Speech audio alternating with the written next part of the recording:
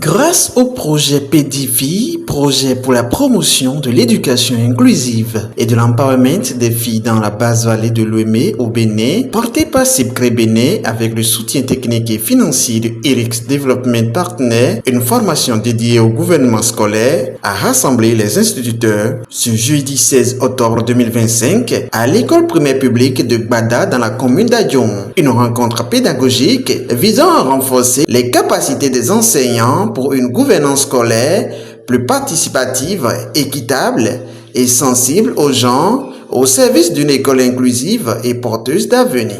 Le projet de promotion de l'éducation inclusive et de l'empowerment des filles dans la basse vallée de Lomé est un projet qui est une continuité d'un autre projet clôturé déjà, projet EDI Bénin, qui a voulu relever quelques défis par rapport à nos réalisations antérieures sur ce projet.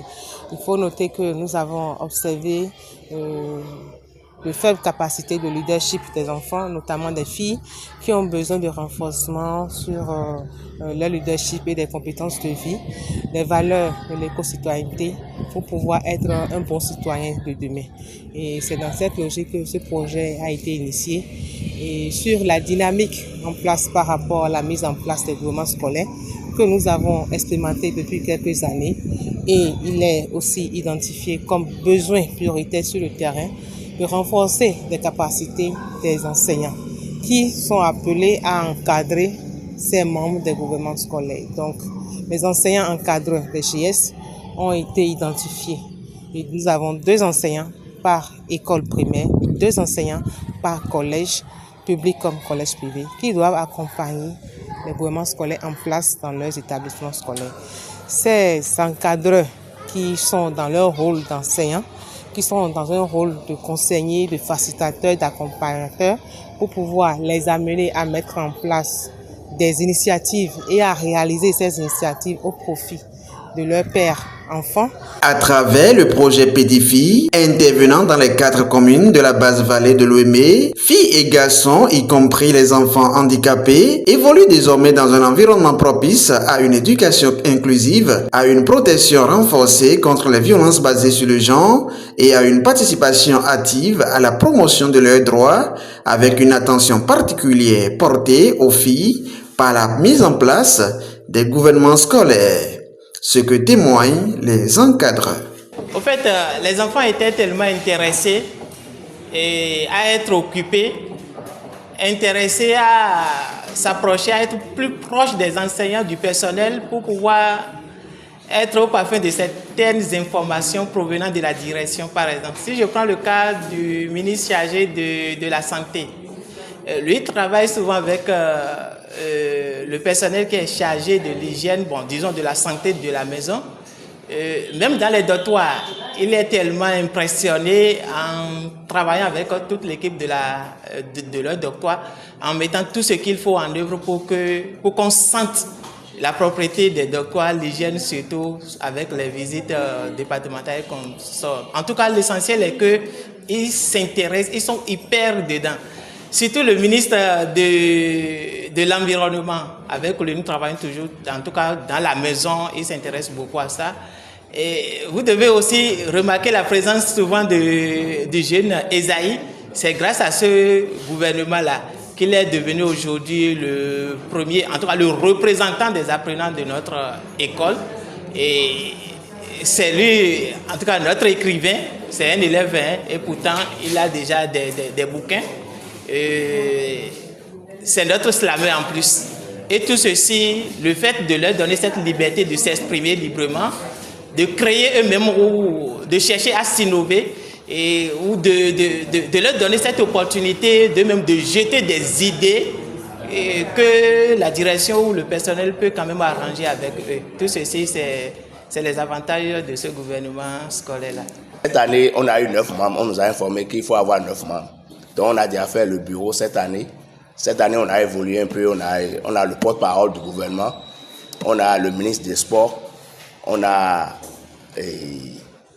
aussi d'autres ministres. On a ajouté d'autres ministres. L'année passée aussi, il y avait le ministre de l'Environnement qui avait écrit au CIPCRE Bénin qu'il a besoin des arbres, des plants. Avec l'aide de CIPCRE, Notre gouvernement scolaire est allé à Cotonou, à la plage, organiser une sensibilisation sur le même thème éducation inclusive. Et le gouvernement scolaire, notre alloué, a coordonné les activités par rapport à l'hygiène et également jardin scolaire.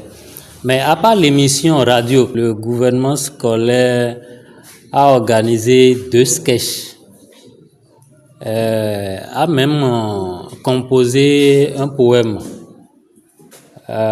pour Sipcré Bénin, a organisé des ballets, des animations et a animé même à Fanville devant une délégation départementale dans le cadre de la distinction des écoles méritantes de la cantine scolaire. Et ce jour-là, mais on leur a tellement donné de l'argent qu'au retour, ils en ont partagé, sont rentrés avec beaucoup de sous.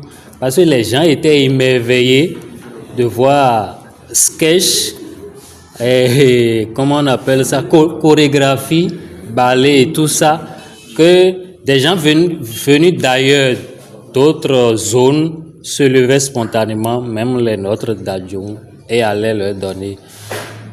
Cette formation ouvre déjà la voie à une réflexion stratégique pour envisager les actions concrètes que les gouvernements scolaires pourront initier et porter. Il s'agit d'une formation organisée par l'ONG Sipcré Bénin. Cette formation porte sur 2 volets. Le premier, c'est le processus d'installation des gouvernements scolaires dans nos établissements. Et le second volet, c'est les alternatives au châtiment corporel. Une action ou bien des actions peuvent être engagées au moyen de l'outil qu'est le gouvernement scolaire. Les enfants eux-mêmes peuvent être mis à contribution, organiser des sensibilisations, pourquoi pas au niveau de l'école, dans les hameaux, à l'endroit des parents, initier des plans d'action pour pouvoir atteindre les objectifs visés.